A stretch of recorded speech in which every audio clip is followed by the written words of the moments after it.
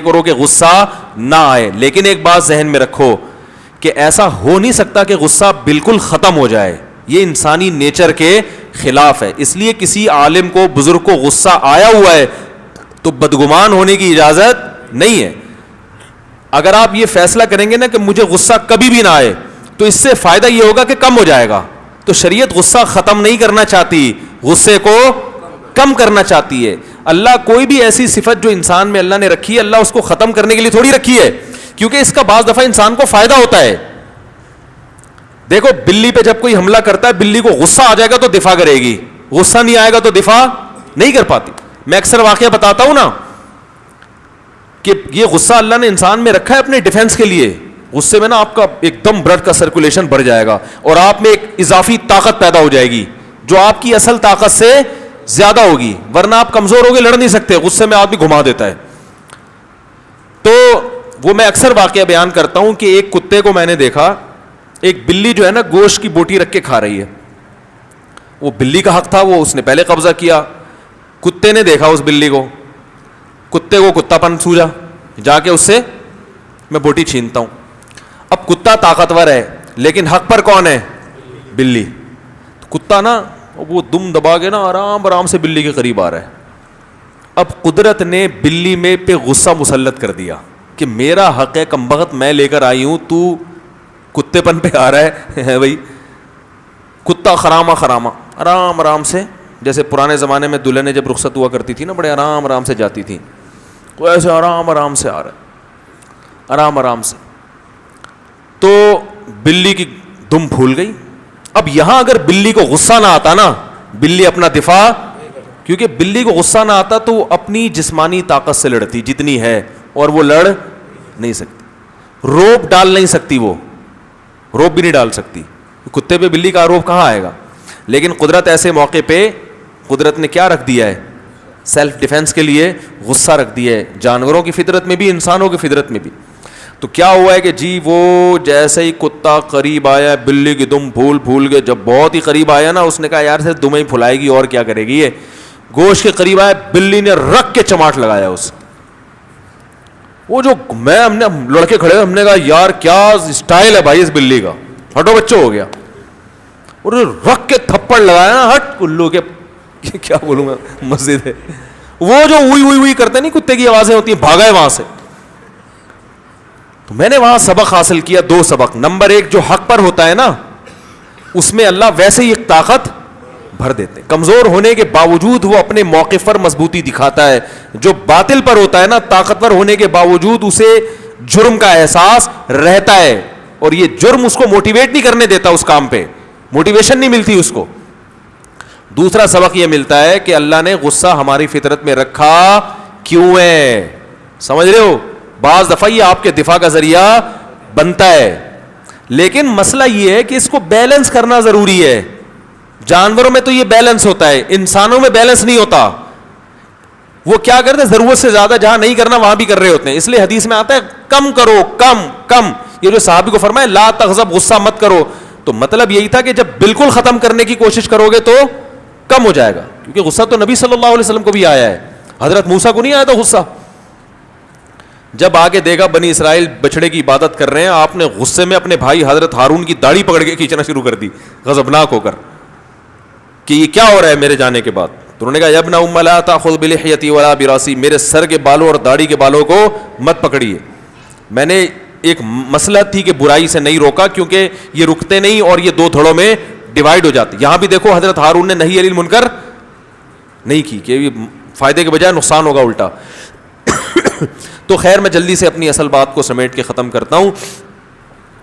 تو خلاصہ یہ نکلا کہ بھائی چغلی میں اور برائی سے روکنے میں کیا فرق ہے, کہ چغلی کے نتیجے میں برائی کم نہیں ہوتی بلکہ معاشرے میں بگاڑ اور زیادہ پیدا ہوتا ہے, اور نہی علی المنکر سے بگاڑ کم ہوتا ہے. تو نہی علی المنکر کی کوشش کیا کریں, چغلیاں مت. دفتروں میں چغلیاں چل رہی ہیں نا, اس کی ادھر لگا دی, اس کی ادھر چغلی لگا دی, اس کی ادھر چغلی لگا دی, اس کو یوں کر دیا.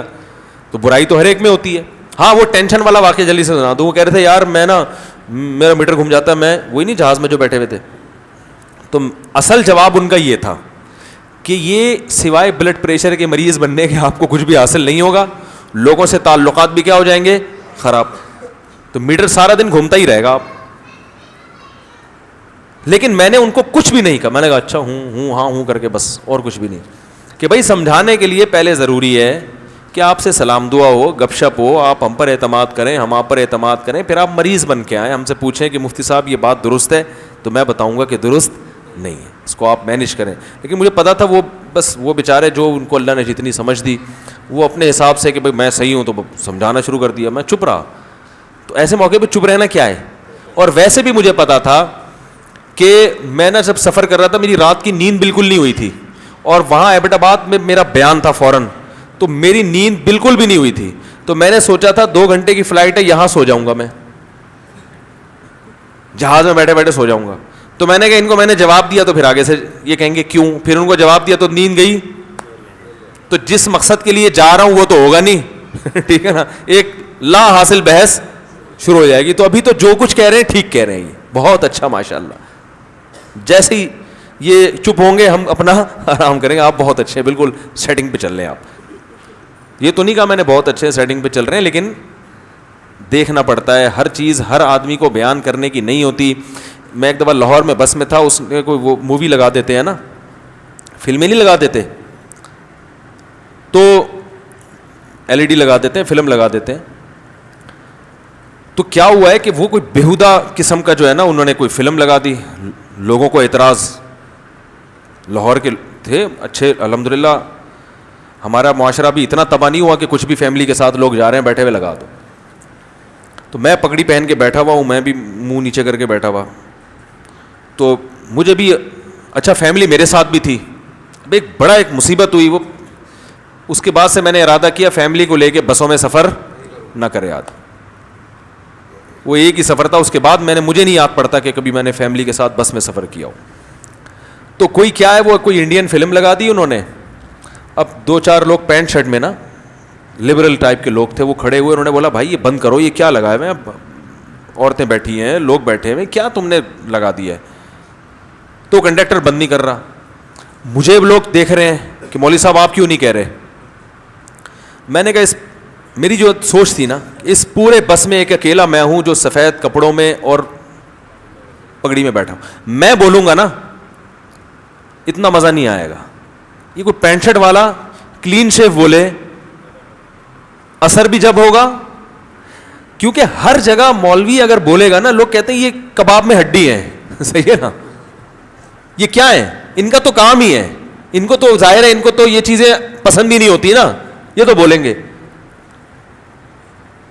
اور وہ دور بھی تھا, وہ میرا خیال ہے 2006 کی بات ہوگی, وہ طالبان کا بڑا دور تھا. تو ویسے ہی میں نے کہا یہ تو کوئی خود دھماکہ ہو گیا, بولیں گے انہوں نے کروایا ہے بس میں. حالانکہ سب سے زیادہ غصہ تو مجھے آ رہا تھا.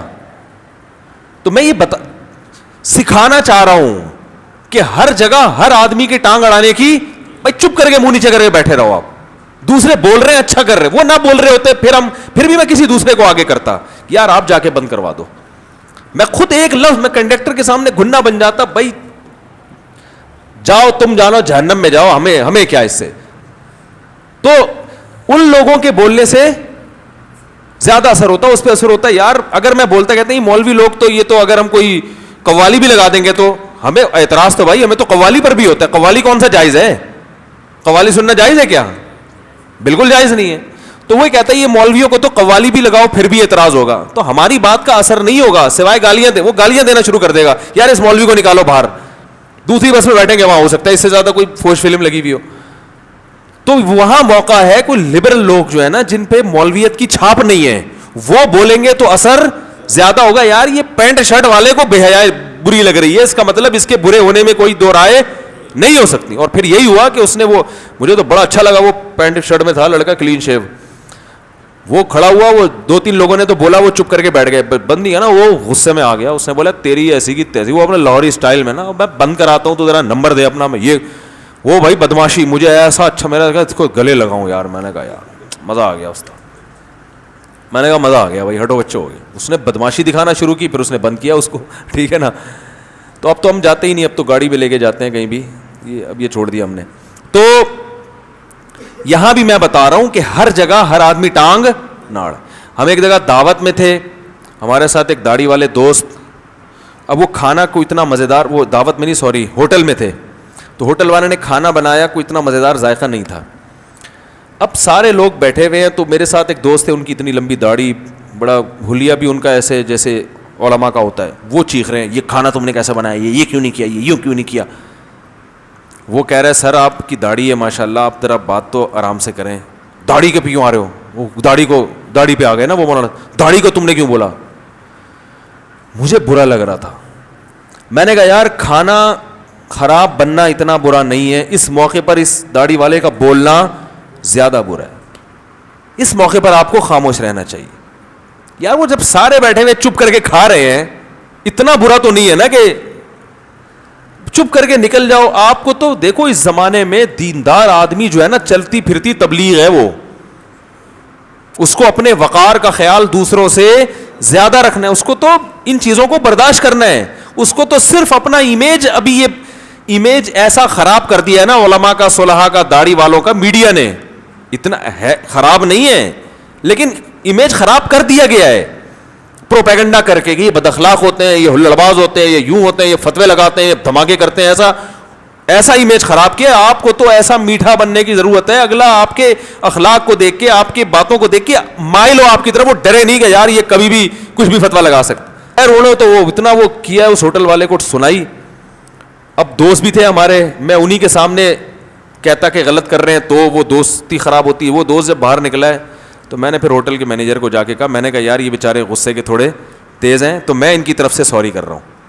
میں نے کہا کھانا کوئی اتنا برا بھی نہیں تھا, اچھا کھانا تھا, تھوڑا سا یہ ہے کہ آپ اس کو ذرا تھوڑا اور یہ ٹیسٹ چینج کر لیں. اس طرح کر کے دو چار ہلکی پھلکی باتیں کی. میں نے کہا یہ اس کا برا نہ مانیں گے, یہ تھوڑے غصے کے کیا ہیں, بلڈ پریشر کے مریض ہیں. آہستہ سے بولا کیونکہ سن لیتے تو پھر جتنا غصہ ان پر اس سے زیادہ.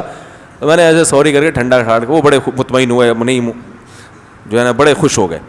تو چغلی میں اور فرق سمجھ میں آ گیا, نہی المنکر میں کیا فرق ہے. تو چغل خور مت بنے بھائی, معاشرے کی اصلاح کی کوشش کریں. اللہ عمل کی توفیق عطا فرمائے. سوالات بھی جلدی نمٹا لیتے ہیں. ہمارے